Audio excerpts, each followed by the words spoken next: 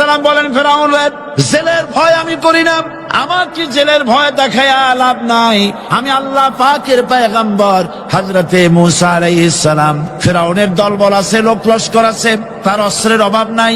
আল্লাহ রাব্বুল আলামিন মূসা আলাইহিস সালামের কাছে একটা অস্ত্র দিছিলেন কিনা আল্লাহ পাক হযরত মূসাকে বলেছেন, ওয়া মা তিলকা বিয়ামিনিকা ইয়া মূসা, মূসা রে তোমার হাতে ওটা কি? মূসা আলাইহিস সালাম বললেন, এটা লাঠি। আল্লাহ পাক বললেন, ফেলে দাও লাঠি। লাঠি ফালায় দিলেন, কি হয়ে গেল? হিয়া হাইয়াতুন তাসআ, লাঠি হয়ে গেল। এখন লাঠি পড়ে সাপ হয়ে গেল। সাপ দেখে নবী ওলি হোক, সাহাবী হোক আর আলেম হোক, সাপ দেখলে ভয় করে না মানুষের? মূসা আলাইহিস সালাম ভয় পেয়েছে। আল্লাহ রাব্বুল আলামিন হযরত মূসাকে শোনায় দিলেন, খুযহা ওয়া লা তাখাফ সানুঈদুহা সিরাতাহাল উলা, ধরো, লা তাখাফ, ভয় পেও না। আল্লাহ বলছেন ধরো, ভয় পেও না। ধরার সঙ্গে সঙ্গে স্বাভাবিক অবস্থায় ফিরে আসবে, আবার লাঠি হয়ে যাবে। এখন আল্লাহ বলছেন ধরো। মূসা আলাইহিস সালাম কি ভয় পাওয়া উচিত হবে? মূসা আলাইহিস সালাম কি ভয় পাইছিলেন? কারণ হচ্ছে এই দুশমনের শক্তিটা খুব বড়ই দেখা যায়, মনে হয় যেন অনেক বড়, কি জানি কি। আল্লাহ পাক বলছেন, ইন্না কাইদাশ শায়তানে কানা দাঈফা, শয়তানের চক্রান্ত যতই তুমি মনে করো অনেক ষড়যন্ত্রের জাল বিস্তার হয়ে আছে, আল্লাহ কয় কিছুই না, দাঈফা, অত্যন্ত দুর্বল। আল্লাহ পাক বললেন ধরো। মূসা আলাইহিস সালাম সাপ ধরলেন, সঙ্গে সঙ্গে লাঠি হয়ে গেল। ফেরাউন বরদাস্ত করলো না, রাষ্ট্রশক্তির পক্ষ থেকে আক্রমণ শুরু হলো। অপরাধ কি? মূসা আলাইহিস সালামের অপরাধ কি অপরাধ? মাশাআল্লাহ, বুঝতে পেরেছেন। অপরাধ হচ্ছে তিনি বলেছেন লা ইলাহা, জোরে বলেন লা ইলাহা ইল্লাল্লাহ। তো আমি বলবো, আল্লাহ রাব্বুল আলামিন কোরআনে কারীমের মধ্যে বলেছেন, আল্লাহু লা ইলাহা ইল্লা হুয়াল হাইয়ুল কাইয়্যুম। কোন সূরা আছে? কোন আয়াতে? আয়াতুল কুরসি। পড়তে ইচ্ছা করে না? পড়েন আমার সাথে, আল্লাহু লা ইলাহা ইল্লা হুয়াল হাইয়ুল কাইয়্যুম। আল্লাহ হচ্ছেন তিনি, যিনি ছাড়া কোনো উপাস্য নাই, কোনো ইলাহা নাই, কোনো মাবুদ নাই, যিনি ছাড়া আর কোনো ইবাদতের মালিক নাই, আর যিনি হচ্ছেন সদা জাগ্রত চিরঞ্জীব, সার্বভৌমত্বের একচ্ছত্র মালিক, যিনি সদা জাগ্রত চিরঞ্জীব, তিনি হচ্ছেন আল্লাহ। এখন কেউ যদি বলেন আল্লাহ অক্ষর কি, এক একটা অক্ষর বাদ দিয়া আল্লাহরে চিনায় দেন, তাও চিনানো যাবে। আল্লাহর প্রথম অক্ষর যদি বাদ দেন, কি থাকবে? কোরআনে কারীম বলছে তা দিয়েও বোঝা যাবে, লিল্লাহি মা ফিস সামাওয়াতি ওয়া মা ফিল আরদ। আল্লাহ হচ্ছেন তিনি, যার জন্য আকাশ আর জমিন, আকাশ এবং জমিনের একচ্ছত্র মালিক। এর মাঝখানে যা কিছু আছে সব কিছুর মালিকানা যার হাতের মুঠায়, তিনি আমার আল্লাহ। তিনি কে? আল্লাহ। এরপরে যদি বলেন আর একটা লাম ছেড়ে দেন, আলিফ সাল্লাম, একটা লাম ছেড়ে দিলাম, তাহলে কি থাকলো? লাহ থাকলো, দুইটা অক্ষর থাকলো লাহু। এ লাহু দিয়েও আল্লাহ রাব্বুল আলামিনের সিফাতকে, তার গুণকে বোঝা যাবে। লাহু মাকালিদুস সামাওয়াতি ওয়াল আরদ। আল্লাহ পাক বলেন আসমান এবং জমিনের রিজকের চাবি কাঠি আল্লাহ পাকের হাতে, যাকে খুশি তিনি পর্যাপ্ত রিজেক দান করেন। কেউ যদি বলেন লামটাও ভালায় দেন, লামটাও ছেড়ে দেন, দিলাম লাম একটা ছেড়ে, থাকলো কি? একটা অক্ষর থাকলো হু। এই হু দিয়ে আমার আল্লাহরে চেনা যাবে। ওয়া হুয়াল গফুরুল ওয়াদুদুল আরশিল মাজিদ ফাআলুল লিমা ইউরিদ। আমার আল্লাহ হচ্ছেন তিনি, যিনি ক্ষমাশীল, যিনি দয়াবান, যিনি বান্দাকে মহব্বত করেন, যিনি হচ্ছেন আরশে আজিমের মালিক, তিনি হচ্ছেন সেই মহান সত্তা যিনি যা খুশি তাই করতে পারেন। সুতরাং আল্লাহ হচ্ছেন এমন এক লফজ, এমন এক নাম, এমন এক ইসমে জাত, যার কোনো বিকল্প নাই, যা অনুবাদ করে আল্লাহকে স্রষ্টা বললে এটা সারবে না, সৃষ্টিকর্তা বললে সারবে না। আল্লাহ পাকের নামের বিরাট বিশাল ব্যাপক অর্থ রয়েছে, সুতরাং আল্লাহকে আল্লাহই বলতে হবে। আল্লাহকে কি বলতে হবে? আল্লাহ আল্লাহ আল্লাহ। কত মজাই নামে, সুবহানাল্লাহ ওয়া বিহামদিহি, কত মজাই নামে। আল্লাহ রাব্বুল আলামিন বলেন, আমরা শুরু করছি সূরা ফাতিহা। অভিনন্দন পত্র দিচ্ছি, কারে দিচ্ছি? আল্লাহ পাককে দিচ্ছি। সেখানেও ভাষা দিয়ে রব্বুল আলামিন বলেন, প্রশংসা করো, আলহামদুলিল্লাহি রাব্বিল আলামিন। সমস্ত প্রশংসা আল্লাহ পাকের, যিনি হচ্ছেন রব, যিনি কি রব। এখন এই রব শব্দের বাংলা অর্থ করা হয় প্রভু, লালনকারী, প্রতিপালনকারী, কিন্তু এই অর্থ যথেষ্ট নয়। কোরআনে কারিমে যে রব বলা হয়েছে তার অর্থ হচ্ছে, তার অর্থ ব্যাপক, অনেক বিশাল এর অর্থ। এ রব কাকে বলে? এই রব শব্দের বাংলা অর্থ করা হয় প্রভু, লালনকারী, প্রতিপালনকারী, কিন্তু এই অর্থ যথেষ্ট নয়। কোরআনে কারিমে যে রব বলা হয়েছে তার অর্থ হচ্ছে, তার অর্থ ব্যাপক, অনেক বিশাল এর অর্থ। এ রব কাকে বলে? আমি রবের সমস্ত ব্যাখ্যা করতে পারবো না, তবে অল্প কথায় এমন ভাবে বলতে চেষ্টা করব যাতে করে আপনাদের বুঝে আসবে ইনশাআল্লাহ। আমরা বলি ইনশাআল্লাহ।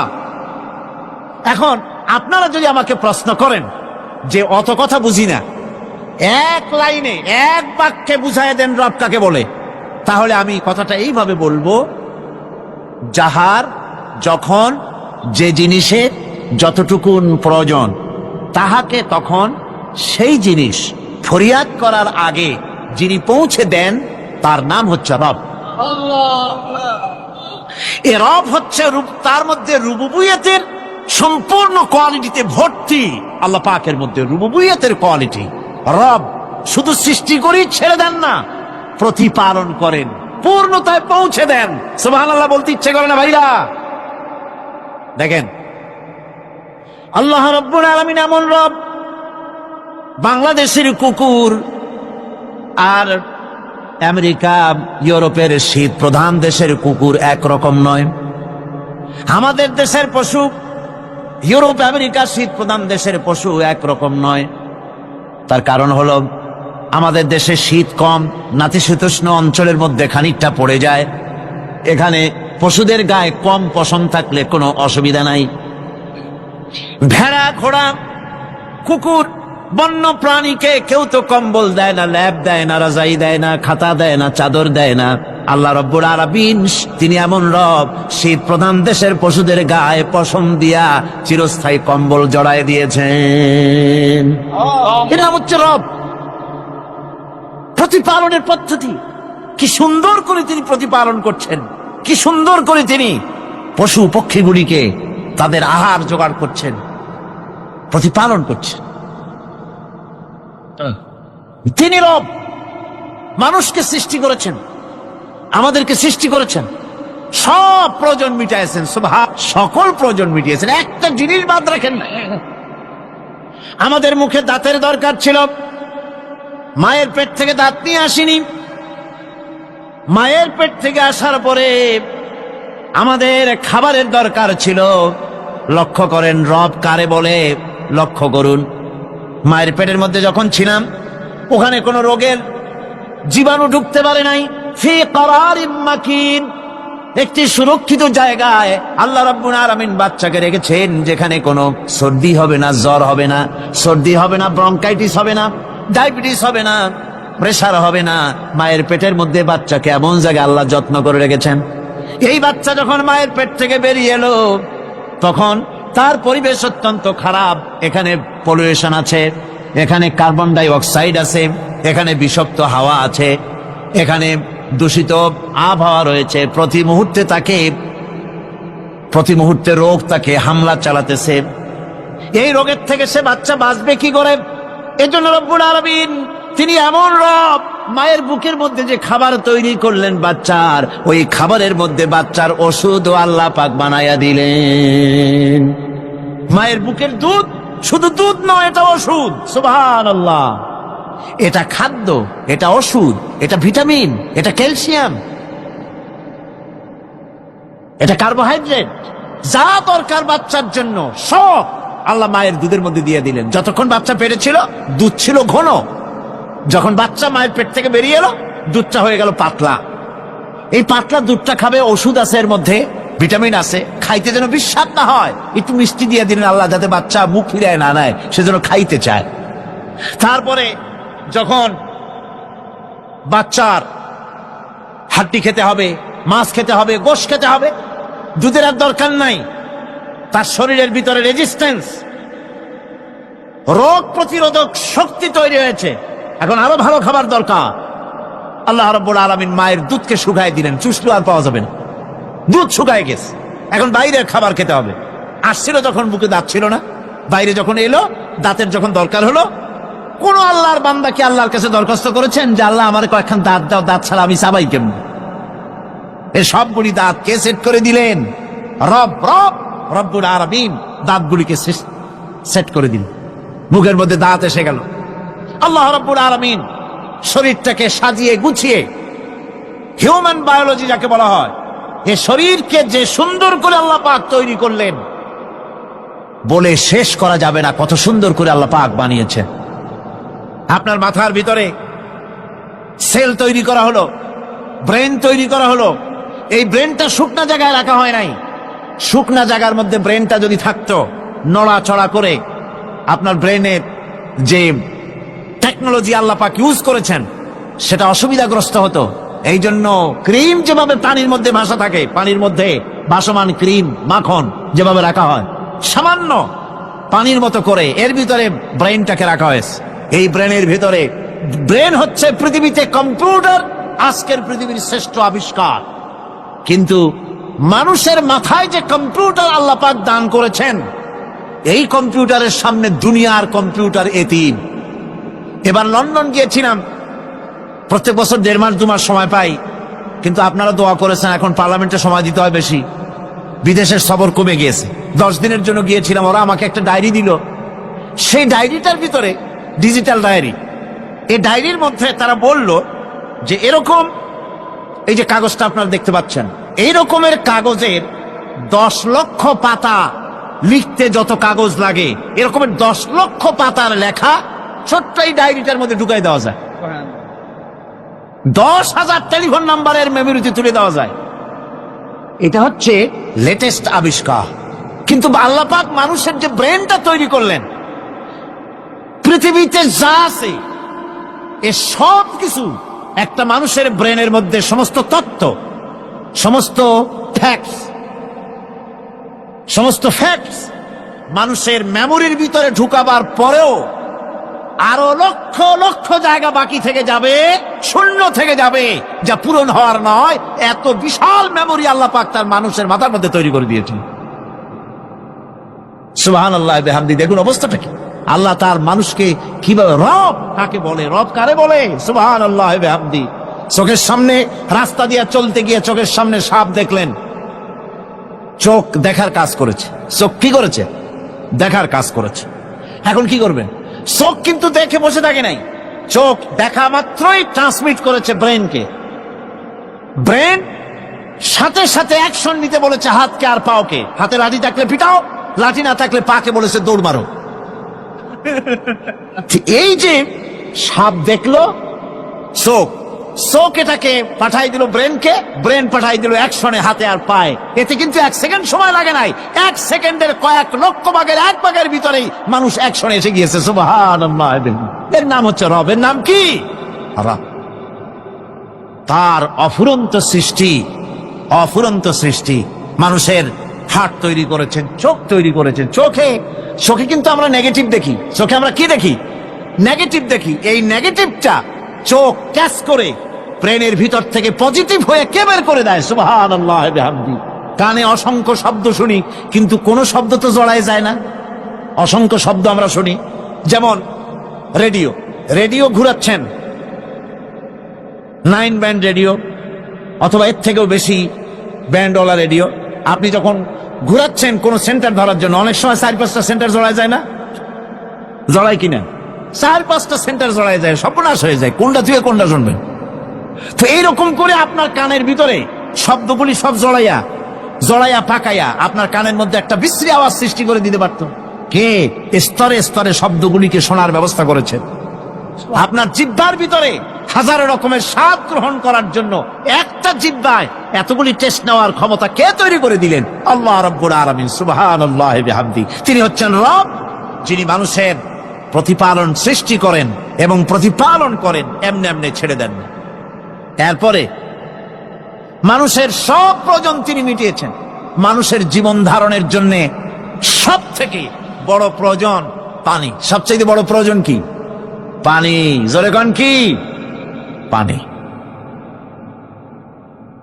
জীবনের জন্য পানি এবং আর্দ্রতা, এই দুটি জিনিস অপরিহার্য, এছাড়া জীবন বাঁচবে না। আমরা দেখতে পাই সমুদ্র ভরা পানি মজুদ আছে, লক্ষ্য করেন, সমুদ্র ভরা পানি মজুদ আছে, নদী খাল বিল ভরা পানি মজুদ আছে, কিন্তু এটাই তো যথেষ্ট নয়।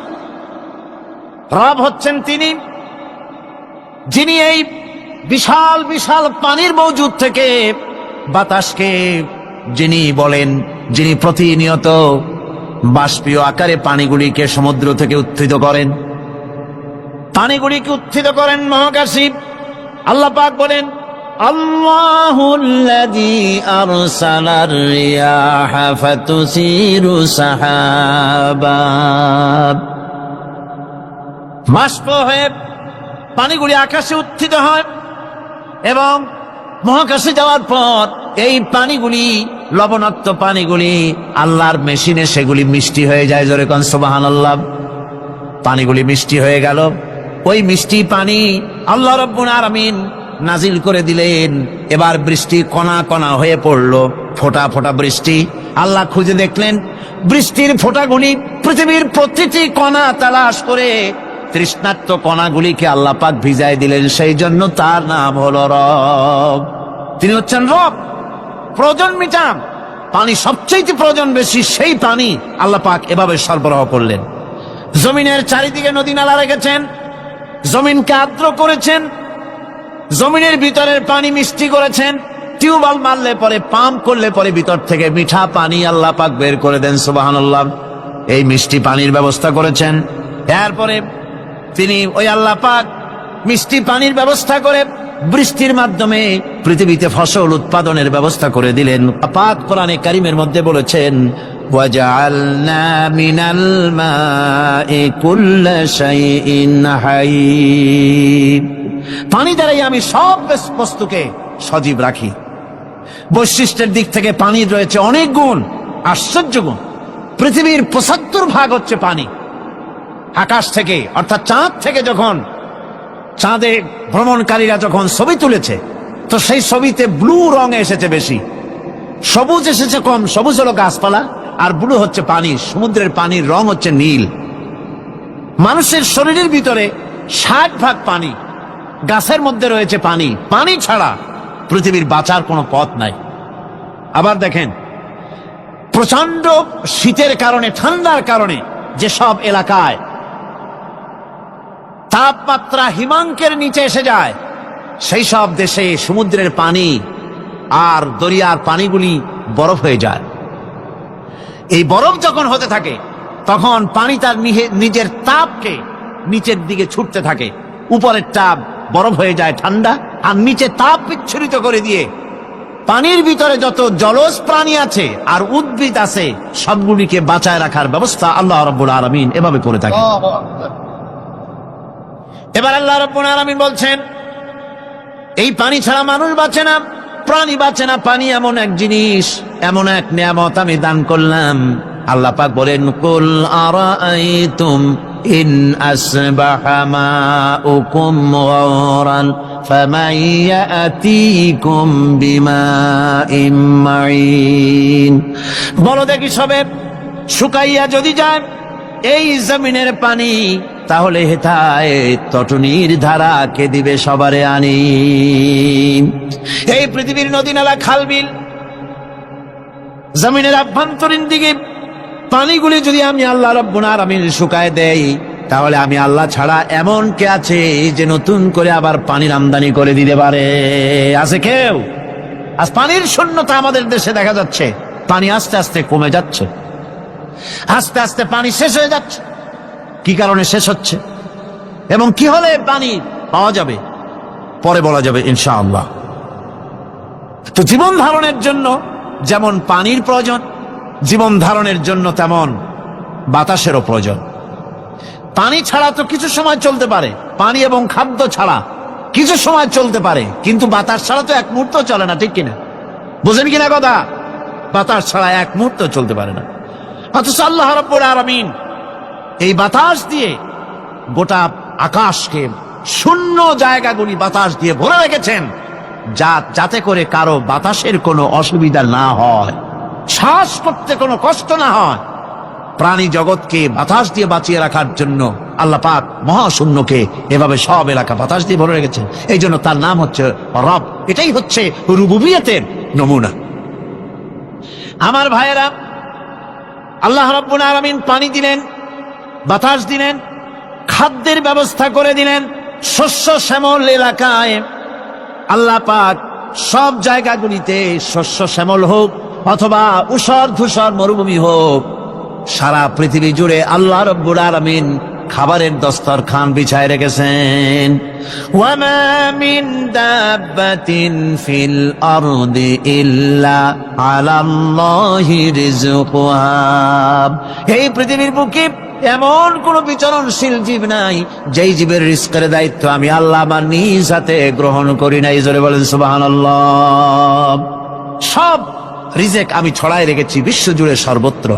আল্লাহ পাক বলছেন, ফালইয়ানজুরিল ইনসানু ইলা তাআমিহি আন্না সাবাবনাল মাআ সাব্বা সুম্মা শাকাকনাল আরদা শাক্কা ফাআমবাতনা ফিহা হাব্বা। আল্লাহ পাক বলছেন, মানুষের উচিত নিজ খাদ্যাদির দিকে লক্ষ্য করা, নিজের খাদ্যের দিকে লক্ষ্য করা। যেহেতু এই খাদ্য প্রতিদিন তার সামনে আসে, এদিকে তার লক্ষ্য করা উচিত। আমি প্রথমে জমিনের উপরে পানি বর্ষণ করি, পরে জমিনকে দীর্ণ বিদীর্ণ করি, এরপরে জমিনের ভিতরে উর্বরা শক্তি আমি দান করি। কে বলতেছেন এ কথা? আল্লাহ পাক বলছেন। এরপরে আমি নানান জাতের ফসল ফলন তোমাদের জন্য আমি দান করে দেই। খাদ্যের দিকে নজর করতে এই জন্য আল্লাহ পাক বলেছেন, মানুষ চতুর্দিক থেকে তো চোখ ফিরাতে পারে, মুখ ফিরাতে পারে, কিন্তু খাদ্যের দিকে তার নজর করতেই হয়। সকালে, দুপুরে, বিকেলে, রাত্রে সব সময় তার সামনে খাবার আছে। আল্লাহ পাক বলেন, খাবারের দিকে একটু নজর করো, কেমন ভাবে কি সুন্দর করে খাবারগুলি তৈরি করে দিয়েছি, শুরু কিভাবে হলো, পরিপক্ক কিভাবে হলো, সেদিকে তোমরা লক্ষ্য করো। সে লক্ষ্য তো করা নাই, সমানে খায়, বিসমিল্লাহ বলে না, আলহামদুলিল্লাহ বলে না, পাইকারি দরে খাইতেই থাকে। আল্লাহ পাক বলছেন, খাদ্যাদির দিকে লক্ষ্য করো। এই যে চাউল তোমরা খাচ্ছ, আটা খাচ্ছ, গম খাচ্ছ, মাছ খাচ্ছ, গোশ খাচ্ছ, তাম পৃথিবীর সমস্ত বিজ্ঞানীরা একত্রিত হয়ে একটা চাউল বানাইতে পারবে? জোরে কোন পারবে? না পারবে। পারবে প্লাস্টিকের চাউল পারবে, খাবেন আর কলেরা হয়ে মরবেন। পৃথিবীর সমস্ত বিজ্ঞানীরা একত্রিত হয়ে একটি চাউল বানাতে পারবে না, একটা ডিম বানাতে পারবে না। পারবে একটা ডিম বানাতে? পারবে না। বিজ্ঞানীদের প্রশংসা আমরা করি, হ্যাঁ করি, বিজ্ঞানীরা অনেক কিছু বিশ্বকে উপহার দিয়েছে, কিন্তু মূল রবের কাছে আমরা যাই না, তাকে চিনতেও পারি না, সেখানে যাই না। বিজ্ঞানীরা কি করেছে? আল্লাহর বানানো জিনিসগুলি তারা ডিজাইন করেছে। ডিজাইন করতে তো নিষেধ নাই, আর ডিজাইন করাই যায়, সৃষ্টি করতে পারে না। বিজ্ঞানীরা সৃষ্টি করে নাই, ডিজাইন করেছে। কিরকম? আল্লাহ পাক চাউল তৈরি করেছেন। চাউল তৈরি করেছে কে? বলেন না সবাই। এখন আপনারা সেই চাউল দিয়ে পিঠা বানান, পায়েস বানান, সেই চাউল দিয়ে ভাপা পিঠা, আরো কি যেন খায় চট্টগ্রামে, রস দিয়ে, ওটাকে কি কয়? ধুই পিঠা না কেন? ধোঁয়া পিঠা। তো এইভাবে করে আপনি ডিজাইন তৈরি করছেন। আটা দিচ্ছে, আল্লাহ পাক আটা তৈরি করেছেন, গম দিয়েছেন, এই আটা দিয়ে গোল গোল্লা তৈরি হচ্ছে, এর দ্বারা রুটি তৈরি হচ্ছে। এদের অসংখ্য রকমের সিমাই টিমাই ইত্যাদি দিয়ে, লাচ্ছা সিমাই, নানান রকমের সিমাই আপনি ডিজাইন করেন, অসুবিধা নাই। আল্লাহর তৈরি করা কাঠ দিয়ে ফার্নিচার তৈরি হচ্ছে, টেবিল হচ্ছে, চেয়ার হচ্ছে, গোষ্ঠী শুদ্ধ হচ্ছে। আল্লাহর তৈরি করা লোহা দিয়া মাইক হচ্ছে, স্ট্যান্ড গান হচ্ছে, ব্রেন গান হচ্ছে, তারপরে প্লেন হচ্ছে। তাহলে আমি বলতে চাইলাম, বুঝাতে চাইলাম, সমস্ত জিনিস এর স্রষ্টা কে? জোরে বলেন কে? বিজ্ঞান শুধু এগুলিকে এক জায়গায় করে অ্যাসেম্বল করেছে, এগুলিকে এক জায়গায় করে এক একটা রূপ দিয়েছে। এখানে বিজ্ঞানের কৃতিত্ব আছে ঠিক, কিন্তু আপনারাই বলেন, লোহা যদি আল্লাহ তৈরি না করতেন এই মাইক তৈরি হতো, রাইফেল তৈরি হতো?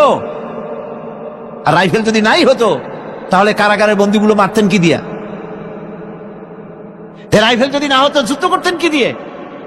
ঠিক কিনা? যত মারামারি ইত্যাদি যা কিছু হচ্ছে, তো শুধু মারামারির জন্যই তো আল্লাহ লোহা বানান নাই। লোহার সবচাইতে বড় প্রয়োজন হচ্ছে জমিন কর্ষণ করা, জমিন চাষ করা। এই জমিন চাষের জন্য লাঙ্গল দরকার, শাবল দরকার, খন্তা দরকার, কোদাল দরকার। এই লোহার দাম তো আল্লাহ পাক এত লোহা বেশি দিয়েছেন, যার জন্য লোহার দাম কম। সোনা কম দিয়েছেন, যেহেতু সোনার প্রয়োজনীয়তা কম। লোহার প্রয়োজনীয়তা বেশি, এই জন্য লোহা বেশি দিয়েছেন, দামটা কমে গেছে, যার জন্য আপনার আমার জন্য কিনে ব্যবহারটা সহজ হয়েছে। কথা ঠিক কিনা বন্ধুগণ? আল্লাহ রাব্বুল আলামিন এইভাবে করে মানুষের রুবুবিয়াতটা, আল্লাহ পাকের রুবুবিয়াত হচ্ছে এই, তিনি মানুষকে সুন্দর করে সৃষ্টি করে যা কিছু প্রয়োজন সবকিছু খাওয়াচ্ছেন, দিচ্ছেন। সে আল্লাহ পাক প্রশ্ন করছেন, কুল মান ইয়ারযুকুকুম মিনাস সামাই ওয়াল আরদ أَمَّنْ يَمْلِكُ السَّمْعَ وَالْأَبْصَارَ وَمَنْ يَخْرُجُ الْحَيَّ مِنَ الْمَيِّتِ وَيُخْرِجُ الْمَيِّتَ مِنَ الْحَيِّ। আকাশের প্রশস্ত বুক থেকে এবং জমিনের এই প্রশস্ত বুক থেকে কে রিজেক, তোমাদের খাদ্যকে উৎপাদন করে? কে নির্জীব থেকে সজীবকে বের করেন? আর কে সজীবকে নির্জীবে পরিণত করেন? তিনি কে? তিনি হচ্ছেন আল্লাহ পাক। আল্লাহ পাক বলছেন, এই প্রশ্ন যদি তাদেরকে করা হয় তো তারা কি বলবে? আল্লাহ পাক বলেন, ওয়ামান ইউদাব্বিরুল আমরা ফাসায়াকুলুনা আল্লাহ ফাকুল আফালা তাত্তাকুন। হে নবী, এদেরকে প্রশ্ন করুন। এদেরকে যদি প্রশ্ন করা হয় এই পৃথিবীর সুন্দর পরিচালনা পদ্ধতি কে করেন, তাহলে তারা এক কথায় বলবে, নিজের থেকেই বলবে, আল্লাহ। কে করছেন সবকিছু? আল্লাহ। আল্লাহ পাক বলেন, নবী তাহলে তাদেরকে বলেন, এ কথা জানার পর, এ কথা বোঝার পরেও কেন তারা ঔদাসীন্যতা দেখাচ্ছে? কেন তারা গাফিল হয়ে যাচ্ছে? কেন তারা আল্লাহ পাককে ভয় করে তার পথের অনুসারী হচ্ছে না? যে আল্লাহ রাব্বুল আলামিন এত কিছু করছেন, তিনি তার পরিচয় সম্পর্কে বলে দিচ্ছেন, ফাযালিকুমুল্লাহু রাব্বুকুমুল হক ফামাযা বা'দাল হক ইল্লাদ দালাল। নিশ্চয়ই এসবের মূলে রয়েছেন তোমাদের রব, আমাদের আল্লাহ, আমাদের রব। সুতরাং উজ্জ্বল সত্য প্রকাশিত হওয়ার পর গোমরাহি ছাড়া আর কিছুই বাকি থাকে না। সুতরাং যারা সত্যের পথের অনুসরণ করতে চায়, রবকে চিনতে হবে, আল্লাহ পাককে জানতে হবে এবং তাকে অনুসরণ করতে হবে, তাকে রব হিসাবে চিনতে হবে। আমার বন্ধুগণ, এটা হচ্ছে সেই রুবুবিয়াত ইলাহি যার দিকে হযরত মূসা আলাইহিস সালাম ইঙ্গিত করেছিলেন ফেরাউন যখন তাকে প্রশ্ন করেছিলেন, ফামান রাব্বুকুমা ইয়া মূসা। হে মূসা, তোমাদের দুজনের রব কে? তোমাদের রব, তোমাদের প্রভু কে? তিনি জবাব দিলেন, রব্বুনাল্লাযী আ'তা কুল্লা শাইইন খালকাহু সুম্মা হাদা। রব হচ্ছেন আমাদের তিনি, যিনি নাকি আমাদের প্রতিপালক, আমাদেরকে সৃষ্টি করেছেন এবং আমাদেরকে হেদায়েত দিয়েছেন, সঠিক পথের দিশা দিয়েছেন। এখানে হেদায়েত হচ্ছে, এখানে হেদায়েত শব্দের অর্থ হচ্ছে সৃষ্টি শুধু করেন নাই, তাকে চলার, তার খাদ্য অনুসন্ধানের, তাকে বেঁচে থাকার সবকিছুর উপকরণ, এর কমন সেন্স, এর সাধারণ জ্ঞান আল্লাহ পাক তার সাথে দিয়েছেন। তিনি হচ্ছে রব। আচ্ছা, একটা দৃষ্টান্ত দেই। এই হেদায়েতটা কি? এই হেদায়েতটা হচ্ছে, আপনাদের বাড়িতে যদি কারো বিড়াল থাকে, বিড়াল। বিড়াল বোঝেন তো না কি বলে এখানে? বিড়াল, বিলাই নাকি বলে বিড়াল। এই বিড়াল যদি আপনাদের কারো বাড়িতে থাকে তো বিড়ালের প্রসবকালীন অবস্থা দেখবেন। বিড়ালের প্রসব হবে, বাচ্চা দেবে। বিড়াল তখন ঘরের মধ্যে পেরেশান হয়ে ঘুরতে থাকে, একটা নিরাপদ জায়গা খোঁজে, একটা নিরাপদ জায়গা খোঁজে। প্রসব করার 2-3 দিন আগের থেকে খুঁজতে থাকে তার জন্য নিরাপদ জায়গা কোনটা। এরপরে খুঁজতে খুঁজতে প্রসবের দিন সে সত্যিকারের ঘরের মধ্যে সবচাইতে কোনা কানা জায়গা যেটা, সেই রকমের একটা নিরাপদ জায়গা সে বেছে নিল। এরপরে বাচ্চা হলো। বাচ্চা হওয়ার পর এই বাচ্চার উপরে কেউ যেন আক্রমণ না করে, শত্রু যেন তার জায়গাটিতে না আসে, এই জন্য বাচ্চাটার ওর তো হাত দিয়া মায়ের মতো করে নিতে পারে না, সে আস্তে করে ঘাটটা কামড়ায় ধরে যাতে করে বাচ্চা ব্যথা না পায়। ওইভাবে করে ঘাট কামড়ায় ধরে আজকে এই সিঁড়ির নিচে, কালকে ওই খাটের নিচে, পরশুদিন এই আলমারির কোনায়, এইভাবে বাচ্চাগুলি সরায় সরায় রেখে বাচ্চাকে প্রতিপালন করে। এই বিড়ালের হেদায়েত দিলটা কে? যিনি দিলেন তার নাম রব, তিনি হচ্ছেন রব্বুল আলামিন। সন্তান প্রতিপালনের ব্যবস্থা শুধু দুনিয়ার মানুষকেই দেন নাই, প্রাণী জগৎকেও দিয়েছেন। সুবহানাল্লাহ। বলেন বলেন, মুরগির বাচ্চা হলো, ডিমের থেকে বাচ্চা বেরোলো, এই বাচ্চাগুলি হয়েছে গতকাল। আজকে বাচ্চাগুলি আদার খাচ্ছে মায়ের সাথে, হঠাৎ করে একটা চিল এলো আর ওর মা একটা সিগন্যাল মারলো, সাথে সাথে বাচ্চাগুলি দৌড়াইয়া এমন পলান দিল, আপনি তো ভালো একাদশীর বাপেও তালাশ করে পাবে না যে মুরগির বাচ্চা পলাইল কই। এখন ওই বাচ্চাটিকে এই সিগন্যাল সম্পর্কে কে অবহিত করলো যে এইরকম একটা আওয়াজ শুনলে এটা ভীতির আওয়াজ, এটা সাইরেন, এটা বিপদ সংকেত, এটা ডেঞ্জার সিগন্যাল, এটা শুনলে দেখলে তাড়াতাড়ি করে আত্মগোপন করবা। কে শিখাইলো? কে শিখাইলো? আল্লাহ পাক শিখাইছেন। এখন এক শ্রেণীর বুদ্ধিজীবী তারা আবার উল্টা কথা কয়। তারা বলে কি? তারা বলে যে মুরগি বাচ্চা, এই বাচ্চা যে দৌড় মারলো, এখানে আল্লাহ এইসব কিছু নাই, নাউযুবিল্লাহি মিন যালিক। তো এখানে কি আছে? কয় যে এখানে বিষয়টা হলো এই যে এই মুরগি আর মোরগ, ওর বাপ মা, এই দুজনের মধ্যে আছে সিলের ভয়, আছে শিয়ালের ভয়। ওই ভয় ওদের মধ্যে ছিল, এই মা বাপের ক্রসের মাধ্যমে বাচ্চা আসছে, কাজী ওই ভয়, বাপের যদি কোনো রোগ থাকে, মায়ের রোগ থাকে, তো এগুলি তো বাচ্চার মধ্যেও ঢোকে। তো ভয় হোক, সুখ হোক, দুঃখ হোক, এই অনুভূতি স্বাভাবিক প্রক্রিয়ার মাধ্যমে বাচ্চার মধ্যে ঢুকছে, আর সিল দেখে আওয়াজ শুনে সে আত্মগোপন করেছে। এইটা আমি পড়িয়া আমি আমার আলোচনা এক জায়গায় বললাম বুদ্ধিজীবীদের উদ্দেশ্যে, যদি সত্যিই তাই হয়, মোরগ আর মুরগি মা বাবার মধ্যেই ভয় আছে বলে বাচ্চার মধ্যেই ভয় ঢুকছে, সেই জন্য সে আত্মগোপন করছে, তাহলে আবার মানুষের ব্যাপারে কথাটা আনি। মানুষেরা সাপেরে ভয় করে না মহব্বত করে?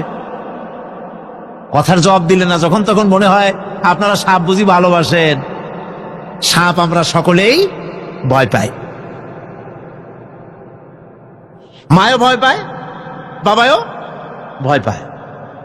এই মায়ের গর্ভে সন্তান এসছে, সন্তানের বয়স 2 বছর, 2.5 বছর, ঘরের মধ্যে কেউ ছিল না, ঘরের মধ্যে একটা সাপ আসছে, একটা সুন্দর সাপ, দেখতে সুন্দর, কিন্তু সে সাপে কামড়ালে মানুষ মরে যায়। ওই সাপটা মাথা উঁচু করে ফোনা ধরেছে। এই বাচ্চাটা কি সাপ দেখে দৌড় মারবে, না বাচ্চাটা ওই সাপটাকে ধরার জন্য সে এগিয়ে যাবে? কোনটা করবে? এগিয়ে যাবে। তাহলে মা বাপের ভয়, তাদের মা বাপের রক্তের মধ্যে, শিরার মধ্যে, সব জায়গায় সাপের ভয়, তার মাধ্যমে বাচ্চা এসে ওই বাচ্চার মধ্যে সাপের মহব্বত হইল কেন, ভয় হইল না কেন বাচ্চা অবস্থায়? সুবহানাল্লাহ। আমার বন্ধুগণ, মুরগির বাচ্চাকে হেফাজত করার জন্য বুদ্ধিমান প্রাণী মানুষ তার কাছে নাই বলে আল্লাহ রব্বুল আলামিন তারে বাচ্চা অবস্থা থেকে বোঝার তৌফিক দিয়েছেন কোনটা ভয়ের আওয়াজ, কোনটা হলো বিপদের আওয়াজ। মানব সন্তানের প্রতিপালন করার জন্য তার মার বাবা আছে বলে ওই রকম করে পশুদের মতো আল্লাহ বানান নাই, তাকে হেফাজত করার জন্য মা বাপ আছে বলে এই দায়িত্ব আল্লাহ পাক মা বাপের উপরে ছেড়ে দিয়েছেন। মা বাপ তাকে হেফাজত করে। রুবুবিয়তের প্রতিপালন, হেদায়েতের এই প্রতিপালন আল্লাহ পাক মানুষকে এভাবে করে তাদেরকে হেদায়েত দিয়েছেন, তার পথের চলার দিশা দিয়েছেন। পিঁপড়ার খাদ্য সংগ্রহের ব্যাপারটা দেখেন, পিঁপড়ার আছে দারুণ ঘ্রাণ শক্তি। কোথায় খাবা? 5 তলায় আপনি মিষ্টি খাচ্ছেন, রসগোল্লা থুয়ে দেন, তারপরে দেখেন কোন জায়গায় দিয়ে পিঁপড়া এসে জমের খাওয়া খায়, ঠিক কিনা? দেখেন তার কত তীব্র ঘ্রাণ শক্তি, সেখানে চলে যাচ্ছে। তাকে হেদায়েত দেওয়া হয়েছে, তাকে ঘ্রাণ শক্তি দেওয়া হয়েছে। চিল, শকুন, ঈগল কোথায় থাকে? বুঝেন না? মহাশূন্যে 3 থেকে 3.5 মাইল উপরে শকুন, বাজ, ঈগল উঠতে থাকে। খাবে কি? ওখানে তো তার খাবার ছড়ানো নেই। আল্লাহ হচ্ছেন এমন রব, আমাদের স্রষ্টা হচ্ছেন এমন রব, যিনি ওই চিল বা হাজার শকুন মহাশূন্যে যেগুলি উড়ে বেড়ায়, ওদেরকে আল্লাহ পাক এমন তীব্র দৃষ্টি শক্তি দান করেছেন, 3 মাইল উপর থেকেও ছাগল মুরগি মরা দেখলে ওখান থেকে সে ঝাঁপায় পড়ে তা খেতে পারবে। তাকে দেওয়া হচ্ছে দৃষ্টিশক্তি। এরকম করে যার যা প্রয়োজন, সমস্ত প্রয়োজনগুলি আল্লাহ মিটাচ্ছেন। এরই নাম হচ্ছে রুবুবিয়াতে ইলাহি। এটাই হচ্ছে আল্লাহ পাক রব, এটা তার অসংখ্য প্রমাণ। সেই জন্য আল্লাহ পাক বলেন আলহামদুলিল্লাহি রাব্বিল আলামিন। পড়েন সবাই, আলহামদুলিল্লাহি রাব্বিল আলামিন। সমস্ত প্রশংসা হচ্ছে আল্লাহ পাকের জন্য। কোন আল্লাহ? প্রথমে তো আল্লাহ বললাম, তারপর বললাম রব, এখন বলা হচ্ছে কোন রব? যিনি আলামিন, রব্বিল আলামিন, যিনি সমস্ত জাহানের রব। তাহলে বোঝা যাচ্ছে রব, জগৎ একটা না। জগৎ, কথা বুঝতেছেন আমার? জগৎ একটা নয়, অসংখ্য জগৎ আছে। বহুমাত্রিক জগতের কথা এখানে আল্লাহ পাক বলছে। আমি এই জন্য বলি যে কোরআন হচ্ছে বিজ্ঞানের উৎস। কোরআন বিজ্ঞানের কি? বিজ্ঞানের আবিষ্কার যত বাড়বে, বিজ্ঞান চিরটা কাল কোরআনের কাছে ভিক্ষার হাত দিয়ে এতিমের মতো দাঁড়ায় থাকবে কিয়ামত পর্যন্ত। আজ পৃথিবীর বিজ্ঞানীরা বলছে জগৎ সম্পর্কে, আমরা মনে করছি পৃথিবীটাকে, আমাদের কাছে তো জগৎ দুইটা। কয়টা জগৎ? একটা জগৎ হলো এইটা, ইহ জগৎ আর পরজগৎ, এছাড়া আর কিছু জানি না। এই দুইটাই জগৎ আমাদের কাছে। এখন দেখেন বিজ্ঞানীরা কি বলছে। বিজ্ঞানীরা বলছেন সৌরজগতে শুধু আমাদের সৌরজগৎটাই শেষ না, অসংখ্য সৌরজগৎ আছে মহাশূন্যে, অসংখ্য সৌরজগৎ। পৃথিবীর প্রতি 4 বিলিয়ন মানুষ যদি এক একটা সৌরজগৎ দখল করে, তাতেও সৌরজগৎ শেষ হবে না। আরো সহস্র সহস্র বিলিয়ন বিলিয়ন সৌরজগৎ আরো ফাঁকা পড়ে থাকবে। এত সৌরজগৎ আল্লাহ সৃষ্টি করেছেন। এই মহাশূন্যে বহুমাত্রিক জগতের কথা আল্লাহ পাক এখানে বলেছেন। এই পৃথিবী একটা জগৎ, এই মাটির তলে আছে আর এক জগৎ, সমুদ্রের ভিতরে আছে পানির তলার আর এক জগৎ। আর মহাশূন্য যে কি তা আপনার মাথায় শূন্য হয়ে যাবে চিন্তা করতে করতে।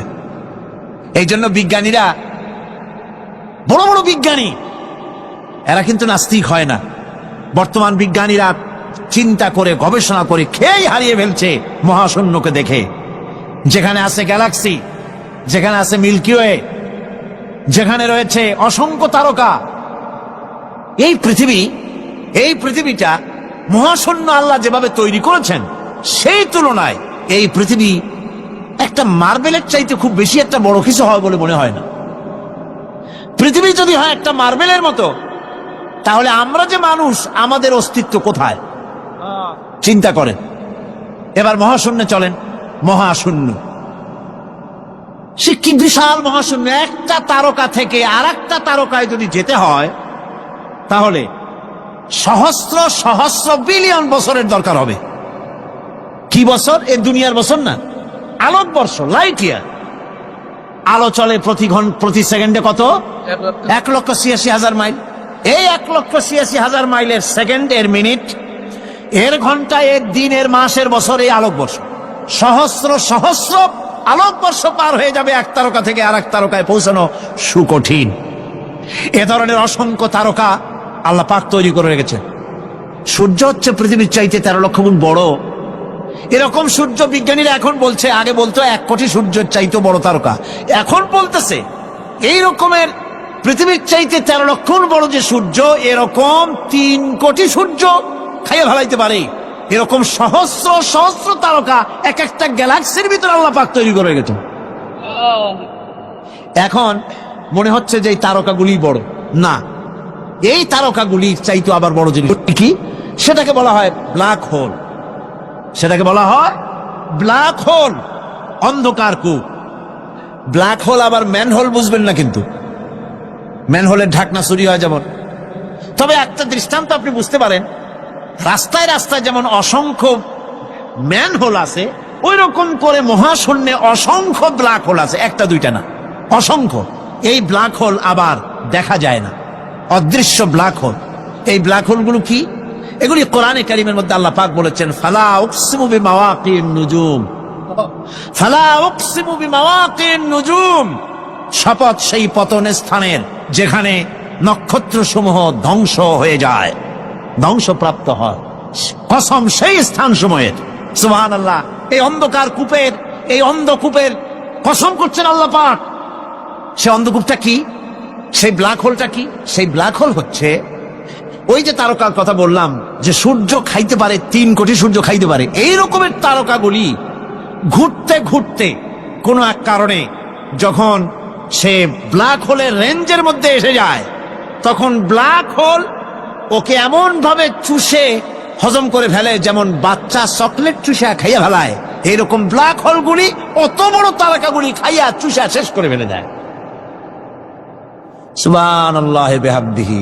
বিজ্ঞানীরা বলেছেন, আমাদের এই পৃথিবীটা, আল্লাহ না করুন কখনো, আমাদের এই পৃথিবীটা যদি কোনো ব্ল্যাক হোলের আওতায় পড়ে, ওর রেঞ্জে আসে, তাহলে মাত্র 2 সেন্টিমিটারের মধ্যে পৃথিবীটা তার ঘনত্ব লাভ করে ব্ল্যাক হোলের মধ্যে অদৃশ্য হয়ে যাবে, হারায় যাবে, অস্তিত্ব থাকবে না।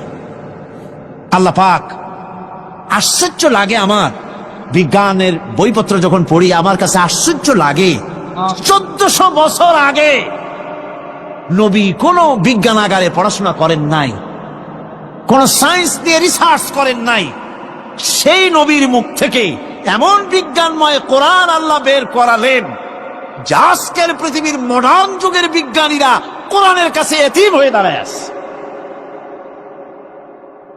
পৃথিবীর কোন বিজ্ঞানী বলতে পারবে না যে কোরআনে কারিমের অমুক আয়াতটা আনসাইন্টিফিক, এটা হাদিস আমাদের বিজ্ঞানের সাথে মিল খায় না, এমন কথা বলতে পারবে না। বরং কোরআন সার্টিফাই করবে তোমার এই বক্তব্য, তোমার এই থিওরি মোস্ট আনসাইন্টিফিক, কোরআন বলবে। ওরা বলতে পারবে না যে আয়াতটা আনসাইন্টিফিক।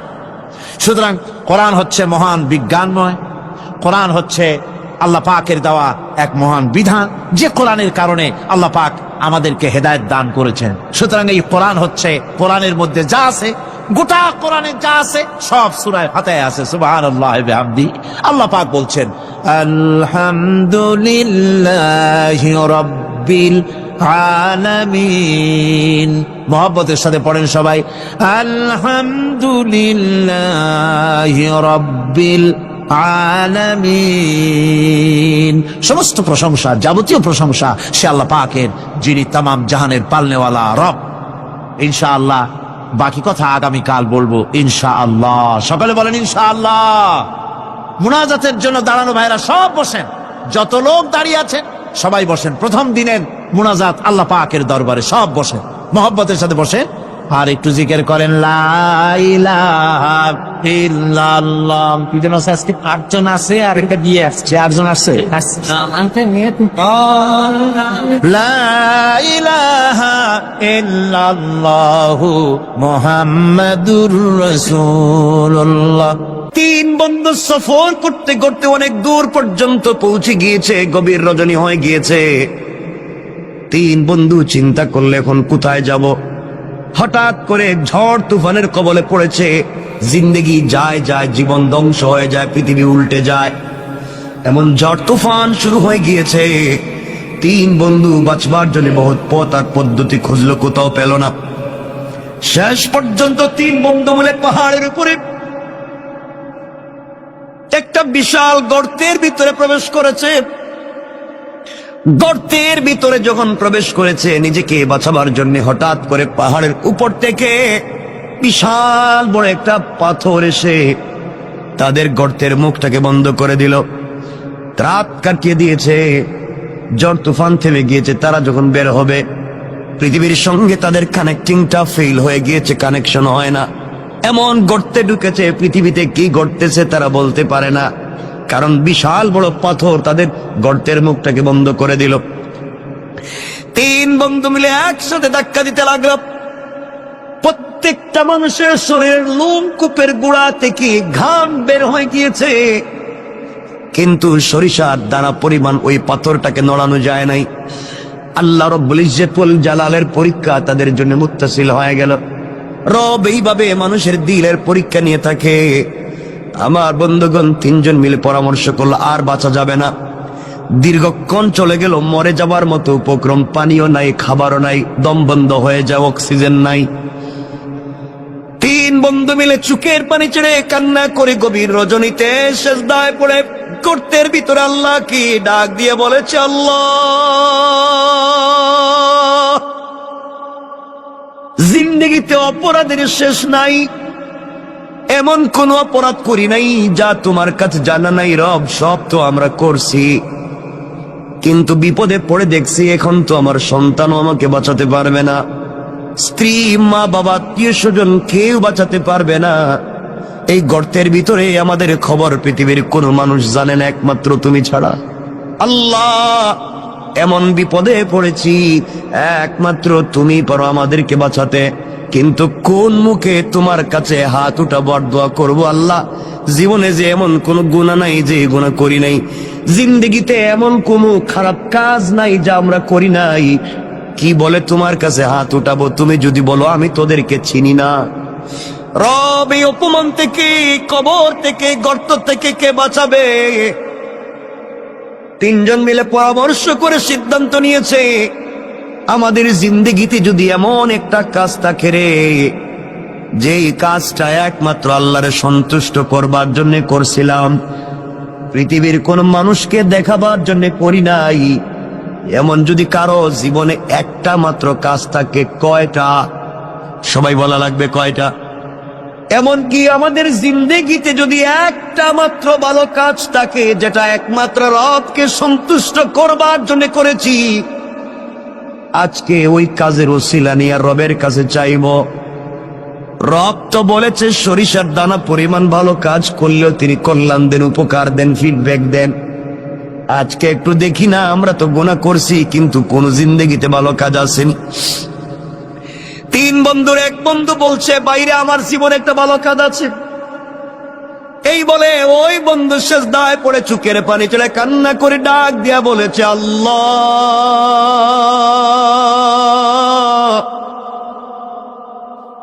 আমার জিন্দেগিতে একটা ভালো কাজের কথা আমার মনে পড়েছে। রব, আমার মন বলছে এই কাজটা একমাত্র তোমার জন্য আমি করছি, পৃথিবীর কেউ আমাকে বাধা দিতে